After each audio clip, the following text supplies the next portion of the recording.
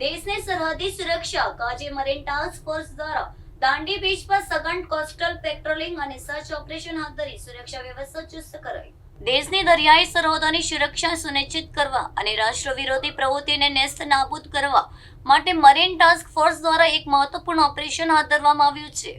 આ અંતર્ગત ઐતિહાસિક દાંડી બીચ અને તેની આસપાસના સમગ્ર દરિયાકાંઠાના વિસ્તારોમાં સઘન કોસ્ટલ પેટ્રોલિંગ અને સર્ચ ઓપરેશન શરૂ કરાયું છે.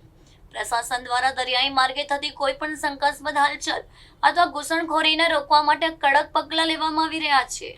મરીન ટાસ્ક ફોર્સના જવાનો દ્વારા આધુનિક સાધનો અને બોટની મદદથી દરિયાની અંદર તેમજ કિનારાના સંવેદનશીલ પોઈન્ટ્સ પર બાજ નજર રાખવામાં આવી રહી છે.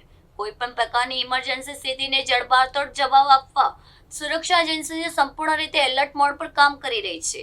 આ ઓપરેશન દરમિયાન સ્થાનિક માછીમારો અને કિનારાના રહીશોને પણ કોઈ પણ શંકાસ્પદ પ્રવૃત્તિ જણાય તો તાત્કાલિક જાણ કરવા અપીલ કરાઈ છે.